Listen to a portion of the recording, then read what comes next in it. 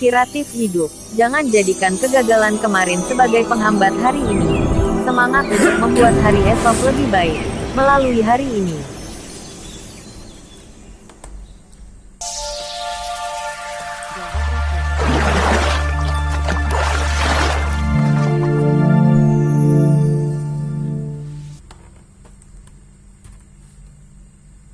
Episode 101. Yoga datang ke Jakarta. Hilda segera menjawab telepon Giana. Aku sedang berbisnis di Starbucks. Bagaimana? Apa ada kabar baik? Giana langsung menjawab dengan gembira. Iya. Aku hamil. Benarkah? Syukurlah. Astaga. Aduh. Hilda merasa sangat senang dan bersemangat karena sahabat baiknya hamil. Namun, tiba-tiba dia terdengar berteriak. Ternyata ada seorang pria di Starbucks yang sedang membawa kopi dan tidak sengaja menumpahkannya ke baju bahu kiri Hilda. Awalnya Hilda sangat marah. Tetapi, saat dia mendongak sambil mengamuk, dia melihat bahwa pria itu adalah seorang berondong segar yang tinggi dan tampan. Amarahnya langsung hilang dalam sekejap. Kenapa? Hilda? Tanya Giana. Dia mengkhawatirkan Hilda setelah mendengar jeritan sahabat baiknya itu. Oh, tidak apa-apa. Seseorang menumpahkan minumannya di badanku. Jawab Hilda. Sudah dulu. Ya, nanti kita bicara lagi. Setelah Hilda menutup telepon, pria tampan itu dengan sopan meminta maaf pada Hilda. Maafkan aku, Nona. Biar aku bersihkan. Pria tampan itu mengeluarkan tisu dan membantu Hilda menyeka tumpahan kopi itu. Hilda mengamati pria muda ini. Sepertinya usianya sekitar 3-5 tahun lebih muda darinya. Dia terlihat menawan, rapi, dan memiliki proporsi tinggi badan yang sangat baik. Persis seperti tipe kesukaan Hilda. Hilda berkata, "Kakak, bajuku ini Gucci. Meskipun kamu membersihkannya, aku sudah tidak bisa memakainya lagi. Kalau begitu biar ku belikan lagi untukmu." Ya, tawar pria muda itu. Berapa harganya? Hilda tertawa. Terlalu belak-belakan jika bicara tentang uang. Kamu sendirian. Duduklah. Pria muda itu duduk dengan patuh di seberang Hilda. Hilda terus bertanya. Pria tampan, siapa namamu? Pria itu tersenyum malu-malu dan menjawab. Nama saya Yoga Liono. Saya datang ke perumahan Kelapa Gading di malam hari untuk bergabung dengan makan malam keluarga Wangsa. Begitu memasuki pintu, para anggota keluarga Wangsa menyambutnya dengan hangat. Kakak ipar sudah datang, sapa Yuana yang juga berperilaku sangat baik. Sean tersenyum dan mencubit pipi tembam Yuana. Lalu berkata, akhirnya kamu bersedia memanggilku kakak ipar. Sudah tidak memperlakukanku sebagai calon suamimu, ya. Sebelumnya Yuana ingin merebut Sean dari Giana. Bahkan, setiap kali bertemu dengannya, Yuana selalu menulis surat cinta untuknya. Yuana menghela napas. Nasi sudah menjadi bubur. Aku sudah tidak memiliki kesempatan. Nasi sudah menjadi bubur. Sean mengira Yuana menggunakan peribahasa yang salah lagi. Akan tetapi, baru saja dia berjalan ke meja makan, Giana memberitahunya sebuah kabar baik. Suamiku, kamu akan menjadi seorang ayah. Giana memberitahu Sean dengan girang. Keluarga Wangsa bersorak dan mengucapkan selamat pada Sean. Sean merasa sangat girang tak kepalang. Dia memeluk dan mencium bibir Giana. Dia juga merasa senang karena akan memasuki babak baru dalam hidupnya. Lana menyapa Sean dengan hangat dan menyuruhnya duduk sambil tersenyum lebar. Sean, untuk nama anak, kamu tidak boleh membiarkan kakekmu yang memilihnya, kata Lana. Selain itu, begitu ibu dengar Giana hamil, banyak keluarga yang ingin mengikat perjodohan dengan kita. Ada seorang teman sekolah ibu. Sebelum Lana mengatakannya, Jayadi memarahinya. Teman-teman sekolahmu itu mana mungkin pantas dijodohkan dan bersanding dengan cucu kita. Kamu benar-benar tidak bisa diandalkan. Lana membalas. Di antara teman-teman sekolahku juga ada orang kaya. Oke. Lana dan Jayadi sering bertengkar sehingga Sean dan Giana menganggapnya sebagai lelucon. Mereka bahkan mendengarkannya sebagai hiburan. Pada saat makan malam, tiba-tiba Sean bertanya, bagaimana perkembangan Grand Giana?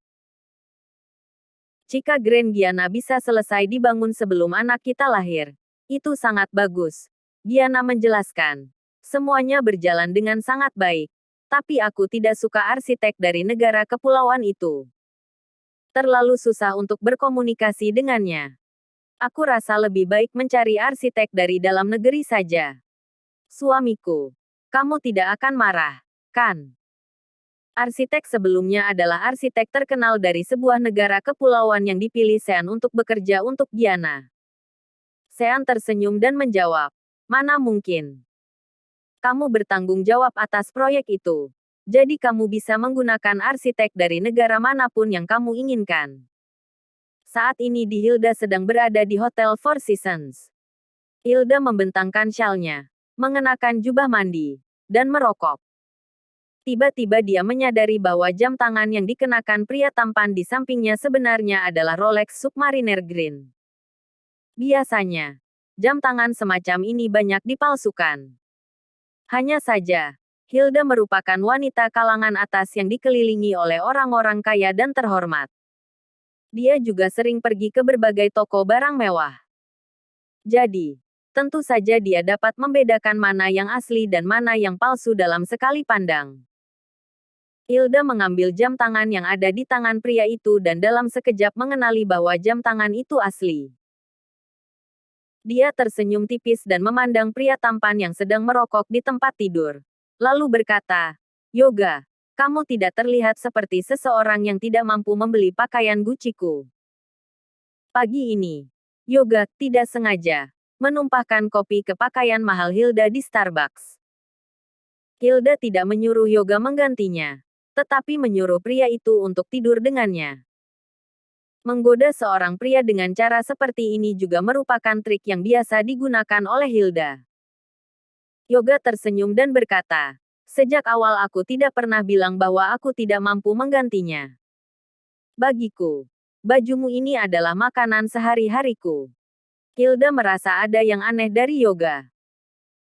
Kalau kamu begitu kaya, memiliki perawakan yang tinggi, dan juga tampan seperti ini, kenapa kamu membiarkan dirimu jatuh ke perangkap wanita yang lebih tua seperti diriku? Tanya Hilda. Secara logika, laki-laki sepertimu bisa mendapatkan wanita manapun. Hilda sadar diri. Meskipun dia terlihat lebih baik dari kebanyakan gadis lainnya, dia jelas tidak termasuk cantik.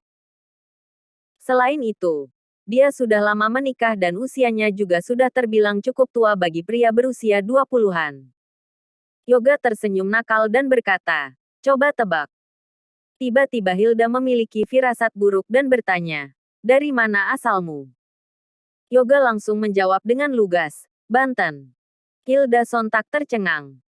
Namun, dia segera bertanya lagi, ada hubungan apa kamu dengan Yuangga Liono? Yoga sedikit terkejut. Dia turun dari tempat tidur dan menjawab, dia kakekku. Hilda semakin terkejut. Pemuda di depannya ini ternyata cucu dari bos besar pengiriman kilat domestik. Aset keluarga Liono bernilai lebih dari ratusan triliun. Pemuda ini 100 kali lebih kaya dari Hilda. Baru pada saat itulah Hilda mengerti mengapa Yoga mendekatinya. Kamu, jangan-jangan kamu datang untuk membalas dendam pada Sean dan Giana. Tebak Hilda. Tuan Yoga. Jangan dengarkan omong kosong yang dikatakan si bajingan Cahyadi itu. Benar-benar tidak terjadi apapun di antara Sean dan bibimu. Dia hanya menyuruh bibi Lucy untuk bernyanyi saja di sana. Hilda memiliki hubungan persahabatan yang erat dengan Giana sehingga dia pun ingin mencegah bencana yang bisa terjadi pada sahabat baiknya itu. Yoga mendengus dingin. Hanya orang bodoh yang akan percaya padamu. Sean si binatang itu sudah berani mempermalukan bibiku dan membuat keluarga Liono kehilangan muka. Bagaimana mungkin aku membiarkannya begitu saja? Tanda seru. Lalu, apa yang ingin kamu lakukan? Aku peringatkan kamu. Sean memiliki kekuasaan yang sangat besar di Jakarta. Kamu pernah dengar tentang Andi Laksono? Dia anak buah Sean. Hilda bermaksud untuk menakut-nakuti bocah impulsif ini. Namun, Yoga malah tersenyum. Jangan khawatir. Aku tidak berencana untuk melawan Sean, kata Yoga. Istri Sean memiliki wajah yang cantik dan aku menyukainya. Bukankah kamu sahabat baik Giana? Bantu aku untuk mendapatkannya. Hilda segera menolak. Tidak bisa. Giana sudah susah payah untuk memiliki hubungan yang stabil dengan Sean dan mendapatkan kepercayaannya. Sekarang dia bahkan sedang mengandung anak Sean. Aku tidak bisa membiarkanmu menghancurkan kebahagiaannya. Episode 102. Yoga mendekati Giana bisa dibilang. Giana bisa menjadi Nyonya Sean lagi merupakan suatu perjuangan yang tidak mudah. Selain itu, sebentar lagi dia akan menjadi ibu dari pewaris harta keluarga Yuwono yang bernilai ratusan triliun. Sebagai sahabat baik Giana, mana mungkin Hilda akan membiarkan Giana gagal di saat-saat seperti ini. Jika sekarang Giana sudah diakui oleh keluarga Yuwono dan sudah memiliki hak untuk mewaris harta mereka, maka tidak masalah bagi Hilda memperkenalkan seorang pria tampan pada Giana untuk bermain-main. Masalahnya, ini semua masih permulaan untuk Giana. Yoga tiba-tiba mencibir. Rupanya kamu benar-benar memedulikan sahabat baikmu. Menurutku, lebih baik kamu pikirkan kebahagiaanmu sendiri saja. Apa maksudmu? Hilda bertanya dengan panik. Yoga bertanya, apakah suamimu bernama Robin Saputro? Dia berbisnis di bidang susu formula. Dia juga memiliki hubungan kerja sama dengan kami. Secepat kilat, jadi aku tahu perusahaannya. Menurutmu, bukankah menghancurkan bisnis suamimu adalah sesuatu yang sangat mudah dengan kekuatan keluarga kami? Hilda mendadak panik. Suaminya memang kaya, tapi tergantung juga dibandingkan dengan siapa. Jika dibandingkan dengan orang biasa, tentu saja suami Hilda termasuk kaya raya. Hanya saja, jika dibandingkan dengan keluarga Liono, suaminya hanyalah pebisnis kecil. Aset Robin hanya beberapa ratus miliar, sementara aset keluarga Liono lebih dari ratusan triliun. Tentu saja akan sangat mudah bagi keluarga Liono untuk menghabisi bisnis Robin. Yoga tersenyum licik dan meletakkan tangannya di dagu Hilda. Kemudian berkata, menurutmu, jika suamimu jatuh miskin, kamu masih bisa menggoda para berondong itu sesuka hatimu. Meskipun Hilda tidak mencintai suaminya, dia sangat puas dengan kehidupannya saat ini. Robin menghasilkan uang untuk menghidupi keluarga, sementara Hilda bertanggung jawab atas kecantikannya sendiri. Selain itu, suaminya yang sering berbisnis di luar kota membuatnya memiliki kebebasan dan banyak waktu sendiri. Hilda tidak pernah menyukai orang-orang kaya berperut buncit dan hanya mencari pria tampan yang tidak memiliki uang. Jika Hilda sampai bercerai, dia pasti tidak akan bisa menemukan keluarga yang lebih kaya raya dan kehidupan yang dijalaninya saat ini akan hilang sepenuhnya. Hilda pun mulai ragu. Setelah waktu yang lama, dia akhirnya berkata, "Oke, aku akan membantumu." Keesokan harinya pada pukul 2 siang, Giana menerima telepon dari Hilda. "Sayang, ada di mana?" tanya Hilda. Giana menjawab, "Di Istana Ratuku, Istana Ratu." Yang dimaksud adalah Grand Giana. Giana menyebutnya begitu karena proyek itu dinamakan dengan namanya. Jadi dia pun dengan bangga menyebutnya sebagai Istana Ratu. "Tunggu aku di sana. Aku akan segera sampai," kata Hilda. Tak lama kemudian, mobil sport edisi terbatas Aston Martin 177 datang ke lokasi pembangunan, Grand Giana. Begitu mobil tiba, Giana melihat para pekerja di lokasi pembangunan melihat ke satu arah yang sama. Tentu saja mobil yang sangat keren ini menarik perhatian semua orang. Begitu melihat Giana, Hilda turun dari kursi penumpang bagian depan. Giana juga datang menghampirinya. Namun, tepat pada saat ini, Giana juga melihat bahwa seorang pria muda yang tinggi dan tampan turun dari kursi pengemudi. Giana bertanya penasaran, "Hilda, ini siapa?" Hilda tersenyum dan menjawab, Ini adalah arsitek dalam negeri terkenal yang aku carikan untukmu. Yoga Liono. Kemudian, Hilda beralih pada Yoga dan memperkenalkan. Yoga, dia adalah direktur proyek Grand Giana. Yoga begitu terkagum-kagum melihat Giana. Dia memandangnya dengan linglung. Lalu dengan berlebihan berkata, "Ya Tuhan, apakah ini nyata? Nona ini pasti bidadari yang turun dari surga. Mana ada wanita secantik ini di dunia?" Yoga benar-benar kagum ketika melihat Giana. Dia juga sengaja mengucapkan kata-kata barusan untuk membuat Giana senang. Giana sedikit malu dipuji sebagai bidadari. Hanya saja ketika mendengar bahwa Yoga adalah seorang arsitek, dia segera berkata, "Saya hanyalah seorang wanita biasa." Dengan mata tajamnya, Giana bisa melihat bahwa harga mobil Yoga tidaklah murah. Dia pun bertanya, "Tuan Yoga, apakah mobil ini milik Anda?" "Pasti mahal." "Ya. Lebih baik jangan memarkirkannya di sini karena masih dilakukan pembangunan di dekat sini. Bisa gawat jika tergores oleh benda-benda tertentu." Yoga menepuk bagian depan Aston Martin cantiknya dan berkata sambil tersenyum, "Tidak apa-apa. Jika sampai rusak tertabrak pun juga tidak masalah. Saya memiliki banyak mobil semacam ini." Hilda takut Giana tidak tahu harga pasti mobil ini. Sementara Yoga pun tidak mungkin mengatakannya. Kalau tidak, dia akan terlihat terlalu memamerkan kekayaannya. Hilda pun berkata, "Giana, kamu pernah melihat tipe mobil seperti ini? Aston Martin 177 hanya ada 77 unit di seluruh dunia. Mobil ini tidak jauh lebih mahal dari Maybach suamimu. Harganya kira-kira 100 miliar. Apa? 100 miliar? Lebih mahal dari mobil suamiku." Giana tercengang. Dia selalu berpikir Maybach suaminya adalah mobil paling mahal di antara mobil mewah yang ada. Tetapi mobil Yoga ternyata 40 miliar lebih mahal daripada Maybach Sedan. Orang berkedudukan seperti apa yang membeli sebuah mobil sampai 100 miliar? Tanda seru. Ketika Giana memusatkan pandangannya pada Yoga, dia merasa pria ini semakin sedap dipandang dan semakin tampan. Giana bertanya, "Tuan Liono seorang arsitek. Anda begitu muda dan tidak terlalu terlihat seperti seorang arsitek."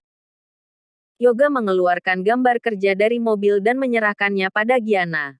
Lalu berkata, "Direktur Giana, panggil saja saya Yoga.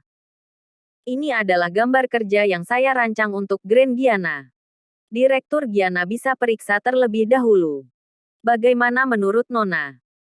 Giana membuka gambar yang diberikan Yoga dan melihatnya. Lalu berulang kali memujinya. "Iya, saya menyukai desain ini. Lebih baik daripada desain arsitek luar negeri yang saya pekerjakan sebelumnya." Tentu saja bukan Yoga sendiri yang mendesain gambar tersebut. Dia secara khusus menyuruh seorang arsitek luar negeri untuk mendesainnya. Akan tetapi, Yoga memang mempelajari teknik arsitektur dan memahami segalanya tentang bidang ini. Yoga sudah belajar dari guru-guru terkenal sejak kecil. "Aku tahu kamu sedang mencari seorang arsitek. Jadi bagaimana menurutmu dengan arsitek yang aku carikan untukmu ini?" tanya Hilda. Giana cukup puas dengan gambar yang didesain oleh Yoga. Tetapi dia melirik mobil mewah Yoga sambil berkata, "Sepertinya aku tidak mampu menggunakan jasanya." Yoga tersenyum dan menyahut, "Selama Direktur Giana puas dengan desain saya, Anda dapat membayar sesuka Anda.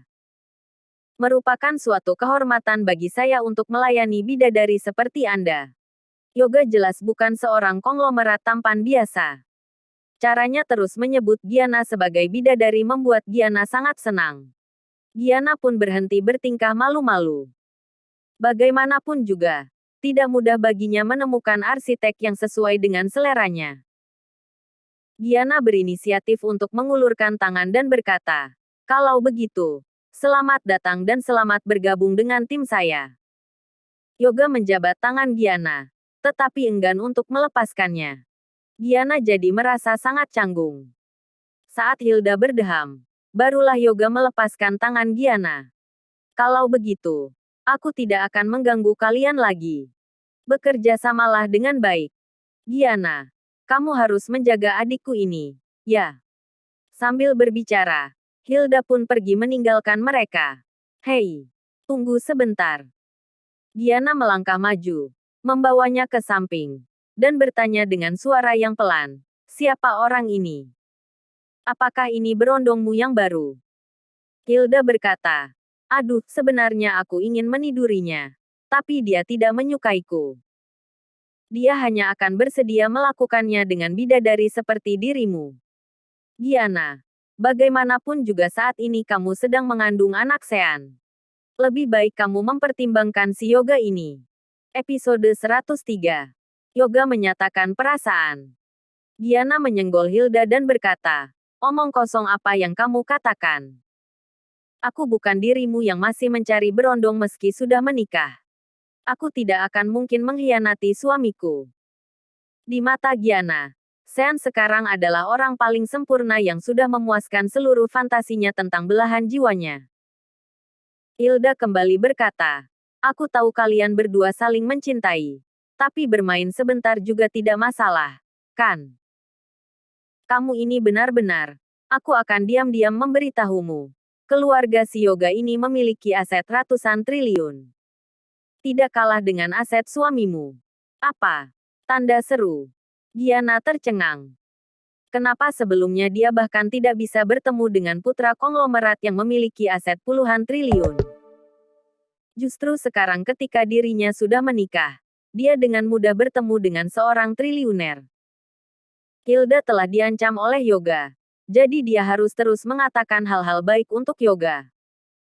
Giana, mungkin saja suamimu akan mengetahui mengenai hubunganmu dengan Cahya di suatu hari nanti. Ditambah lagi, kamu sudah memperlakukannya seperti itu selama 3 tahun terakhir. Kamu tidak bisa memastikan jika suatu hari nanti dia tidak menginginkanmu lagi. Hilda melanjutkan. Aku rasa lebih baik kamu mencari ban serep. Yoga cukup terobsesi padamu dan merupakan pasangan yang sangat sepadan. Pertimbangkanlah. Setelah berbicara begitu, Hilda pun pergi. Namun, Giana tidak terlalu memikirkannya. Dia merasa hubungannya dengan Sean saat ini sangat stabil dan bahagia. Jadi dia tidak akan mempertimbangkan apa yang dikatakan Hilda. Apakah Direktur Giana punya waktu sekarang?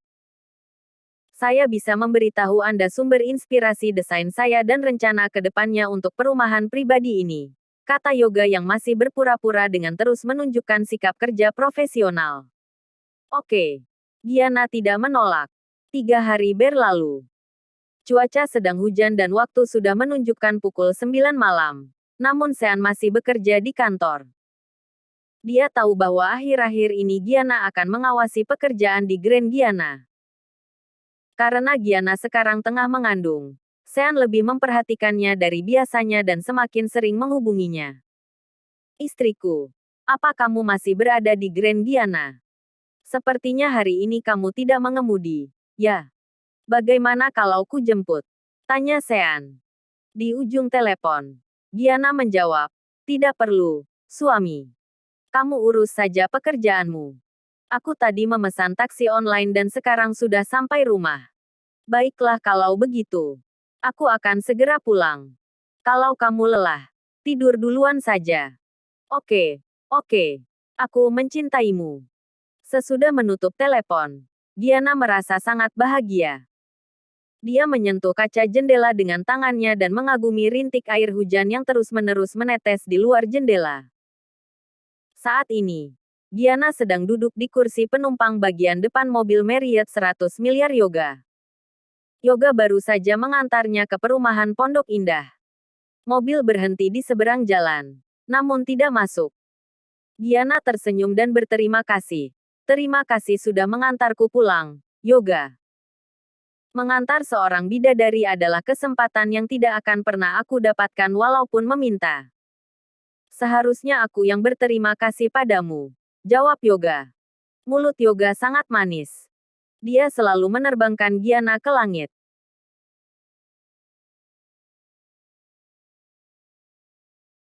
Mulut Yoga sangat manis. Dia selalu menerbangkan Giana ke langit.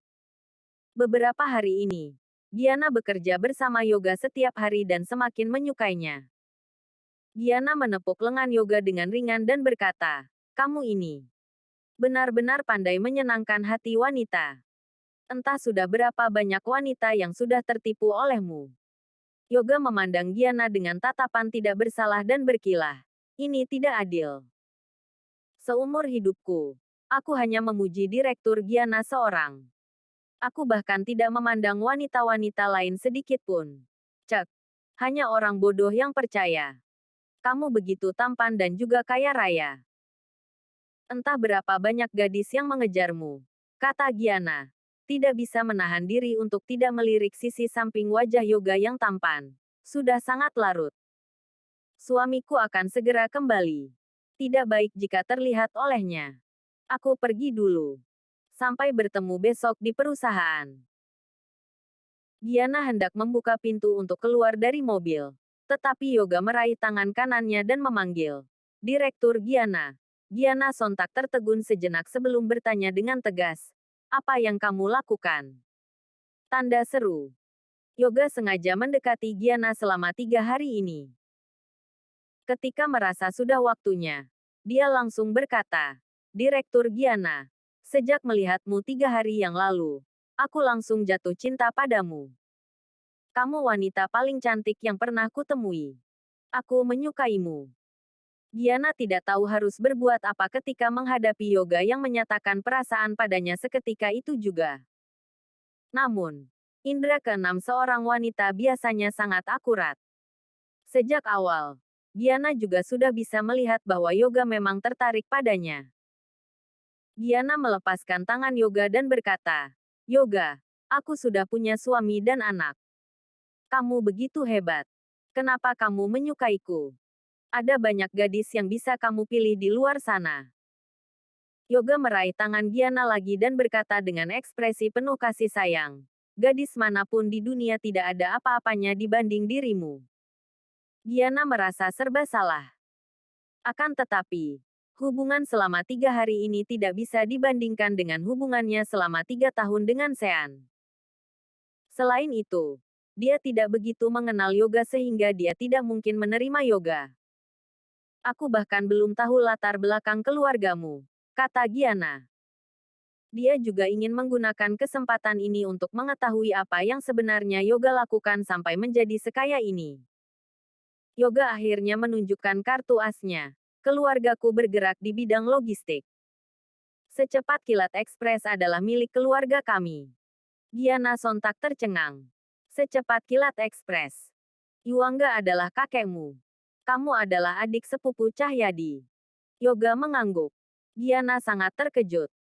Secepat kilat adalah perusahaan logistik terkuat di Indonesia. Jika Yoga adalah cucu Yuangga, maka tidak diragukan lagi. Keluarganya pasti memiliki ratusan triliun. Bagaimanapun, sekarang Giana agak mengkhawatirkan perselisihan Sean dan Cahyadi sebelumnya. Sementara itu, Cahyadi pergi ke Banten untuk meminta bantuan pada keluarga Liono. Kali ini Giana segera melepaskan tangan Yoga dan bertanya, "Untuk apa kamu datang ke Jakarta? Jangan-jangan kamu ke sini untuk mencari gara-gara dengan suamiku?" Yoga berpura-pura tidak tahu dan membalas dengan ekspresi kebingungan. "Mencari gara-gara dengan suamimu? Untuk apa aku mencari gara-gara dengan suamimu? Oh, ya, kamu mengenal Cahyadi." "Sebenarnya, meskipun Cahyadi adalah kerabatku, keluarga kami tidak pernah saling berhubungan dan aku juga sudah bertahun-tahun tidak bertemu dengannya. Selama pernikahan palsu mereka, Giana pernah mendengar Cahyadi mengungkit tentang Banten.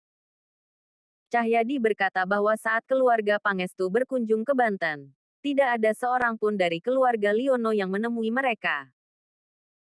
Karena itu, ketika Yoga bilang dia belum pernah bertemu Cahyadi, Giana merasa itu benar-benar masuk akal. Giana bertanya lagi dengan ragu-ragu, "Bukankah Cahyadi pergi ke Banten untuk mencarimu?" "Aku tidak tahu," jawab Yoga. "Aku berada di luar negeri selama beberapa tahun terakhir dan baru saja kembali beberapa hari yang lalu. Lalu Hilda langsung menyeretku ke Jakarta untuk membantumu. Aku bahkan belum pulang ke Banten sampai saat ini. Ada apa? Apa jangan-jangan terjadi sesuatu? Giana dengan cepat melambaikan tangannya. Tidak apa. Tidak apa. Karena Yoga tidak tahu apa yang terjadi antara Sean dan Lucy, Giana merasa bahwa lebih baik tidak usah memberitahunya. Sean telah menjelaskan pada Giana bahwa tidak ada yang terjadi di antara dirinya dan Lucy malam itu. Sean hanya menyuruh Lucy bernyanyi sepanjang malam. Giana tahu orang macam apa Sean dan dia percaya pada suaminya itu. Giana bertanya lagi, Yoga, bagaimana hubunganmu dengan bibimu? Lucy Liono. Dia bukan bibiku. Jawab Yoga. Keluarga Liono sudah lama tidak mengakuinya sebagai bagian dari keluarga kami. Giana merasa jauh lebih tenang. Jika keluarga Liono memang sudah tidak mengakui Lucy, itu berarti mereka tidak mungkin membalas dendam pada Sean karena masalah Lucy. Yoga meraih tangan Giana lagi dan bertanya, Kakak Bidadari, apa kamu sengaja mengubah topik pembicaraan? Aku baru saja menyatakan perasaan padamu. Sebenarnya bagaimana perasaanmu padaku? Giana malu-malu dan tidak tahu harus berkata apa. Namun, kali ini Giana tidak buru-buru menyingkirkan tangan Yoga dan membiarkan pria muda itu menggenggam jari-jari tangan kirinya semakin erat.